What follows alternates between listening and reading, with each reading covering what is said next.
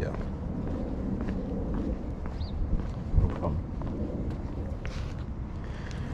Well, we're here at a property in Avondale today. This driveway has got some settlement. You can see it really dips down right there, right where the water cleanouts are, or the plumbing cleanouts are. You can see the cracks on the concrete back there. This whole area in here is settled. Pretty sure these are plumbing cleanouts in here. I'm not going to be able to check that unless my clients want me to do a sewer camera inspection. I got to verify with them when they show up, see if they want me to do it or not. So I've already did the inspection. This window on the inside actually had some water damage around the inside on the wall. We can see that somebody's come through and patched a lot of this around the window. I can't verify that it's going to seal or that it's holding its seal. I don't know when the rain leak or the water leak happened, so we can't verify repairs at this time, but everything was dry with the moisture meter. Down at the foundation, we've got some of the paint's coming off. It's probably original paint. Matches the top pretty well. So some of this paint comes off, and then we find these circles. That's an indication that it's a post-tension slab. That's where they pull the cables through the foundation and tighten everything up. Helps the slab from settling. A little bit of stucco damage here on the front.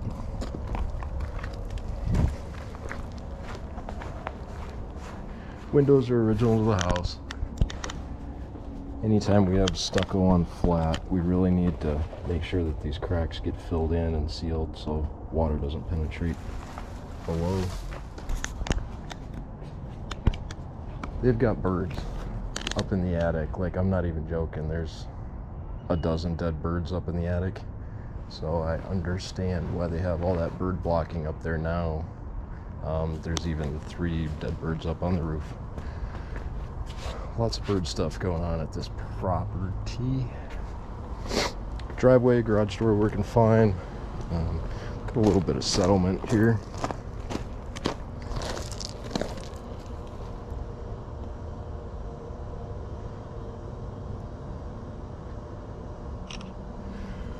A little bit of settlement at the paver walkway.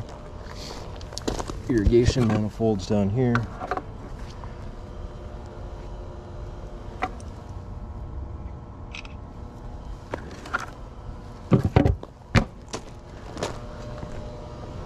So the water meter is actually on that side of the driveway. So the main water line runs underneath the driveway over here and up through this pipe.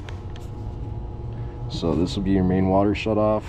You can see that the sprinkler is teed into it. This is a backwash flow preventer for the irrigation system, so you don't end up drinking your irrigation water. We've got proper bonding for the copper pipes. Now they've replaced some of it with PEX up in the attic. So irrigation system, we never check it. It's running right now on drip system. We don't do a full test. I just don't have the time for it. We're focused on the house, not anything else really. Paperwork in the service panel. Everything was really clean behind the dead front cover. Now we do have arc faults in the bedrooms. Now if you want to test these, it's the proper way to test them. Off and back on. I always check the amperage for the air conditioner too. We've got a 45 amp circuit breaker in there.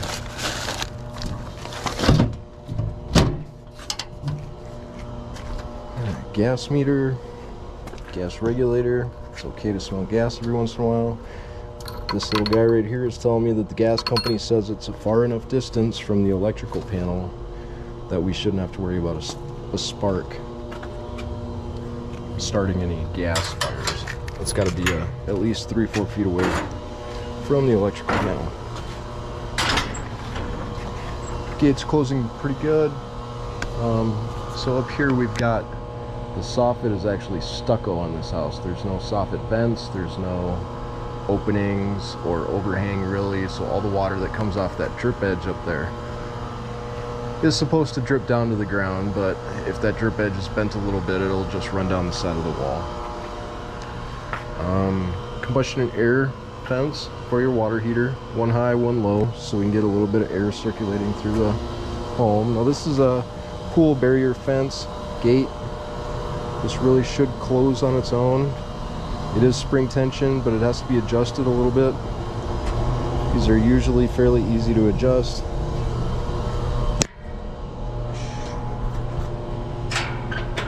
I'll make sure that pool door closes shut behind you. We can see some of the moisture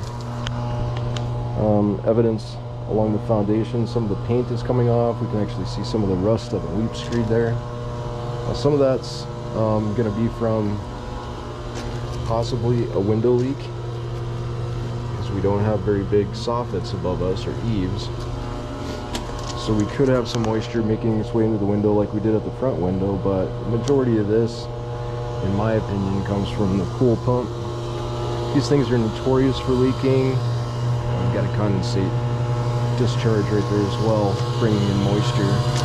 Well, you can see how shaded this is right now. It's 2:30 in the afternoon. We're not going to get much sun over here in the afternoon, so it's not going to dry out very much. You can see how damp everything is around here. Nothing was leaking today at the pool pump. Got one pump for the filtration system, pushing it through a canister filter. Then the other pump is going to be just for some water feature stuff. I'll show you what's going on there. Electrical system, GFCI for the cool and light. 2 timers, one for each pump. You can hear the water already. It's going crazy back here. That's the water feature attached to the second pump. So you've got 3 gate valves on the pool equipment that can control how much water you have coming out at one time. The issue with this is you can see all the water that's splashing on the back here. It's good that there's a drain here, but the drain isn't going to take it anywhere. Some of the surface is starting to come off from the excess moisture.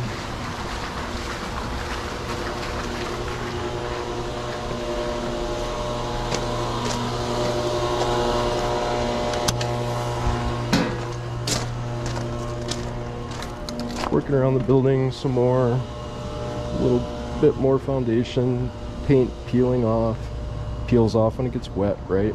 So all the moisture that's going back here to feed this little palm tree is deteriorating your foundation wall even quicker.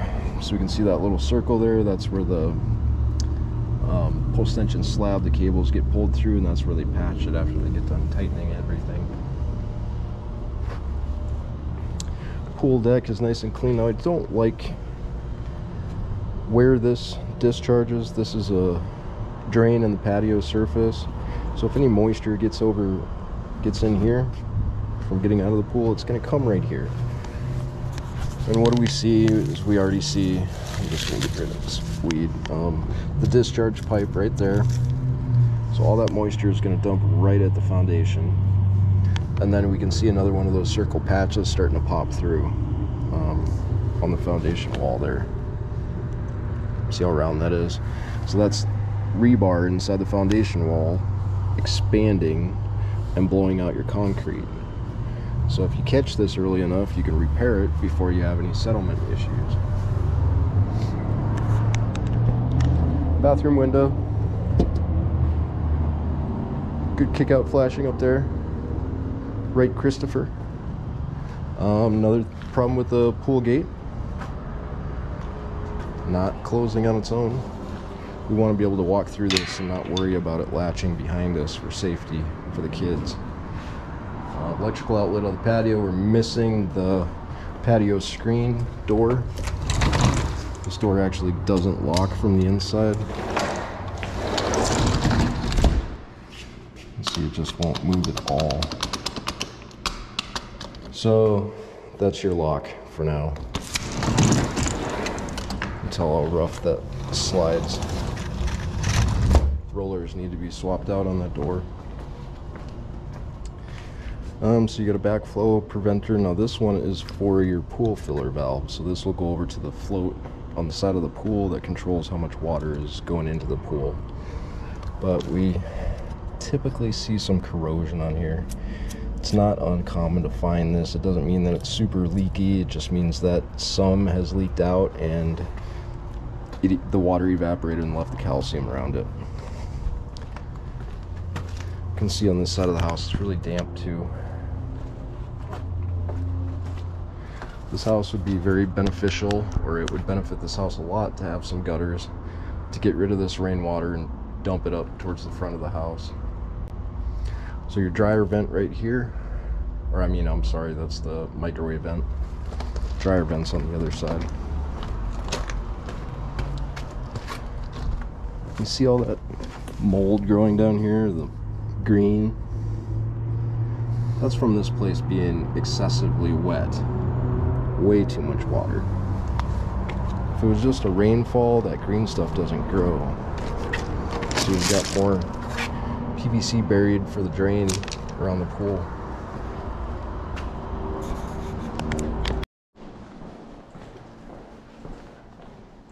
Starting at the inside of the arch doorway house, checking all the locks. Now this is a thick door, this is a solid door. When they replaced this with a new lock, they got rid of the handle that comes down with a bar that connects right here. You can see it's open, so there would be a plug with a bolt that would screw into your handle right here. That's why that hole is there. And that's why we're missing paint around here. So when you replace it with a handle, find the one you want and then repaint the door. If you find it to match up, you don't have to repaint. Sensors up the door for security. Air vent right by the front door. Not a bad idea. So this is the window that's got some damage on the front of it, or on the inside of it. I believe the water was coming below the windowsill where they had caulked everything in. I don't know if you can tell how soft that is. I have a moisture meter. I've already stuck it in there. I've got a couple different moisture meters just to verify if we have any moisture or not. Yeah, stuck it in there. We're at like under 5%. Nothing to be alarmed about. Let's see, we want to check it. Yeah, I put holes in the window, but my buyer won't care. He'll want to save money from replacing a whole window. He wants to know if it's leaking or not still. So after all the rains we've had in the last week or two, we would see some moisture in this window if it was still leaking, but it is damaged, it needs to be replaced. Windows are opening and closing fine, but even down here on the trim, you can see how that's kind of bowed out right underneath where this leak was happening. Let's see if I can get a better angle at it. So they filled all that in with caulking because this trim board absorbed water and it warped. So to clean everything up, they just stuck some white caulking down there and filled it in. So there could be a little bit of wood damage behind this window. Kitchen cabinets are in a little bit rough condition. A lot of the handles were loose, coming off. This one actually is off. Garbage disposal is not operational today. Nice buzzing sound. This faucet is really hard to move. We're actually moving the base just by moving the faucet handle, so probably corroded some on the inside there. Things were clean underneath the sink, didn't see anything leaking today, but it has leaked in the past. They've covered everything up with this plastic film. You can see the boards that they put down there are not the original boards, so there's been some water leaks. Even back in the corner, we can see a little bit of the previous water damage on the sidewall there. So the extent of damage is unknown because it's covered up, but I don't see it being a big issue past cosmetic. Dishwasher itself ran for a full cycle. It's an older dishwasher. Definitely has some corrosion. Racks are corroded here. Racks are corroded here. But it did heat the water up and it washed everything just fine.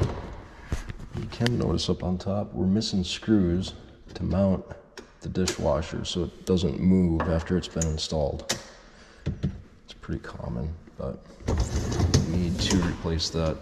And if anything, you should swap this rack out. Over on this wall, call somebody who cares. Glass fronted cabinets.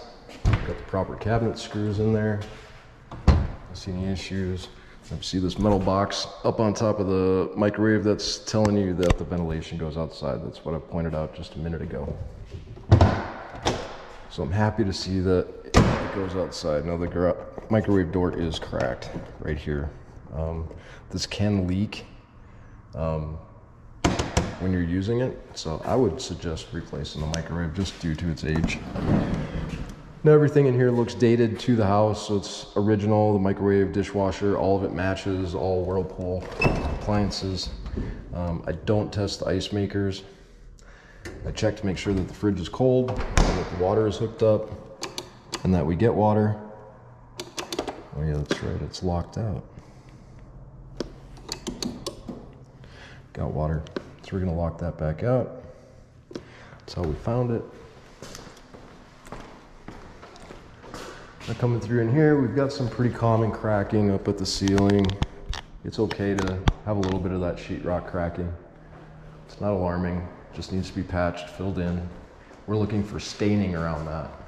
If there was staining around that crack, we'd have an issue, or maybe a crack that separates like this, or like that. But a straight crack, it's usually just sheetrock. The ceiling fan up on the ceiling does not turn on, the lights don't turn on. I just remembered I found a remote with dead batteries and a battery that I don't have. So I'd love to be able to test that, but I can't.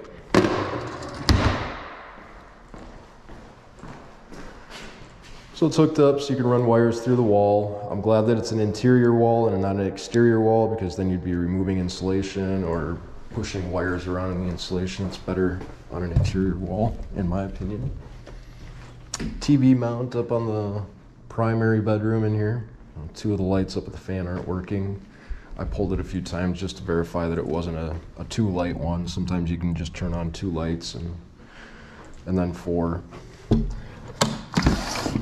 Single hung windows, doing great today. Of course, with Arizona windows, they all need to be cleaned. I was a little bit worried about water damage on this window too. You can see how soft that is. It's been patched. Somebody patched it in. I also tested this with my moisture meter too. It didn't pull any moisture out of it. Got to be careful around windows using a moisture meter, because there's metal down here, and if you put a moisture meter on the metal, it's going to go crazy. So it didn't matter what window you put it on. If you put it on the window sill directly, it usually goes off the charts, says it's moisture, but it's not. You've got to go around that metal. Primary closet. Somebody left a Bible. Belongs to Haley Rice, in case you were missing it. Sinks working great. Bathtub was working good. A little bit of sediment from the water tank. Shower, no issues with the shower. Turned on and off fine. A little bit of caulking that could be updated. You get mold and mildew growing behind it. Make sure you use proper bathroom caulking. In the lavatory, there is no light or fan working right now. So something's wrong with that fixture up there. Toilet was working fine. Make sure it doesn't move. Make sure the tank isn't loose. Make sure it flushes. Check privacy doors. These doorknobs are getting kind of wore out. You can see that doesn't want to lock unless it gets in the right position. So depending on how much you use your doorknobs, you might want to swap those out sooner than later.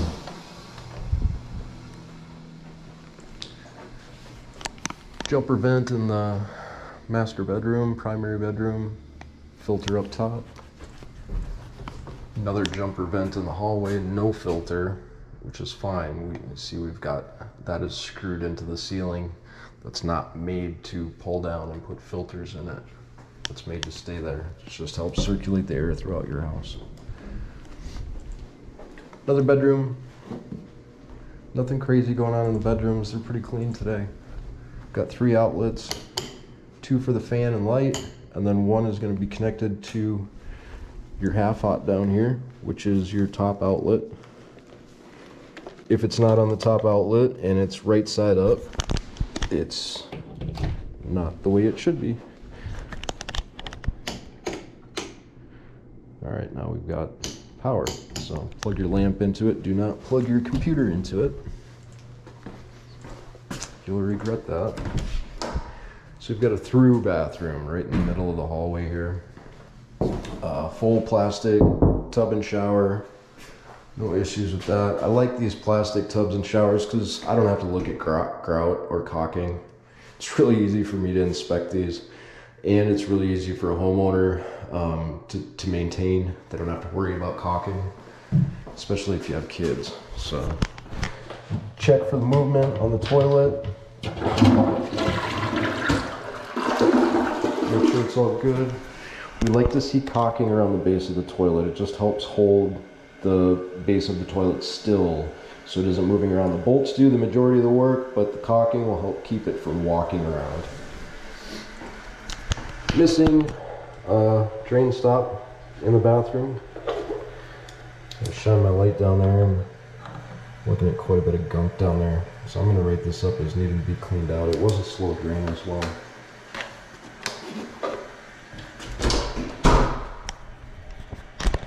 Through bathroom to the next bedroom. Now see, in this bedroom we've got the same setup. 1, 2, 3 out switches. One's for the fan, one's for the light on the fan, and then the other one's going to be wired into a half hot.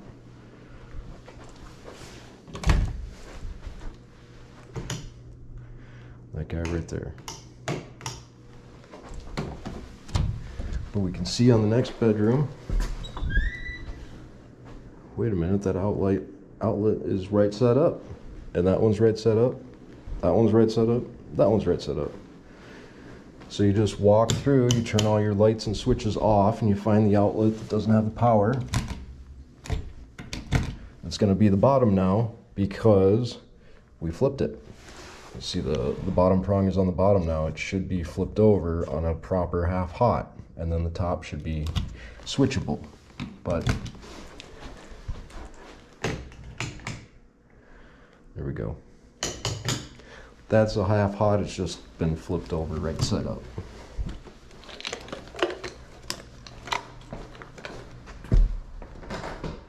Furnace was working great up in the attic today. We got birds up there. I'll throw in a little bit. I didn't take a whole lot of video up there. I was trying to watch my breathing. Try not to breathe too much. I'll add that video in. But we've got GFCI protection in the laundry room. Like to see that. Behind the dryer, this is a gas home, but we've only got electrical hookups at the dryer. It's important to some buyers to make sure that we have gas dryer. So in the garage, gas water heater. I get this a lot. What is my water heater? Is it gas or is it electric? There's 2 things you need to look for. Immediately you can tell it's gas. If you've got a flue, a vent, going straight up to the ceiling, it's gas. No electric water heater is going to have a flue. And no electric water heater is going to have a yellow gas line going out to the wall. So look for this yellow thing, and look for that vent up at the top. If it's got either one of those, it's gas. If it doesn't have a vent up at top, it's automatically an electric, because you need to get rid of the CO and the burnt gases.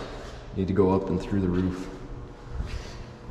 Got electrical outlets by the front of the garage. We're working fine. Combustion air vents on the inside of the house. That's for that appliance. So this is breathing air constantly. It's breathing and shoving out oxygen and burnt gas through the roof, so it's constantly needing to suck more oxygen in. Up here on the front, we've got a plate without anything on it. That's access to your oofer ground.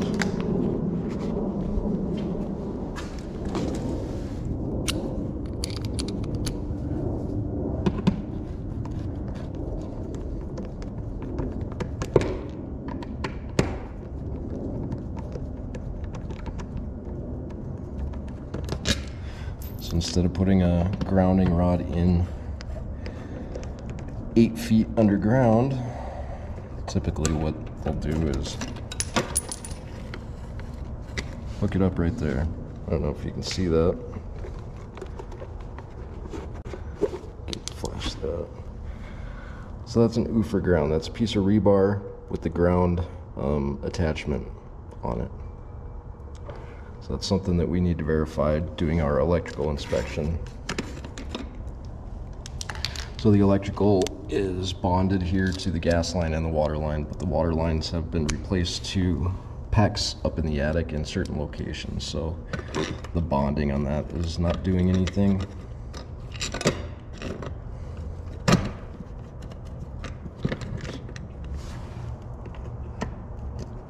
These are always fun.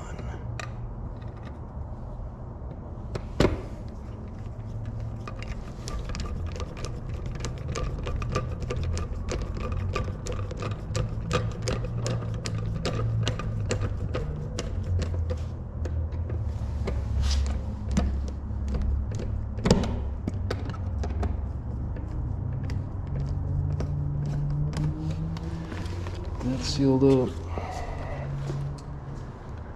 So that's your electrical grounding.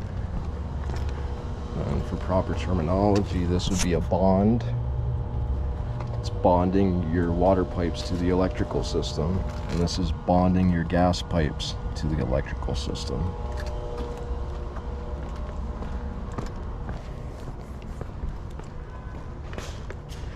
This is typically where you're going to find out if your house is a post-tension slab or not. Right in the garage floor, right when you open the door. It's going to be stamped.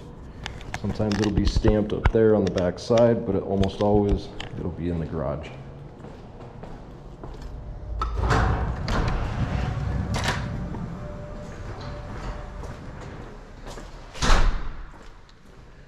Pretty clean house, not too much is going on. Take a look up in the attic. It's disgusting up there. Watch that video. It's terrible.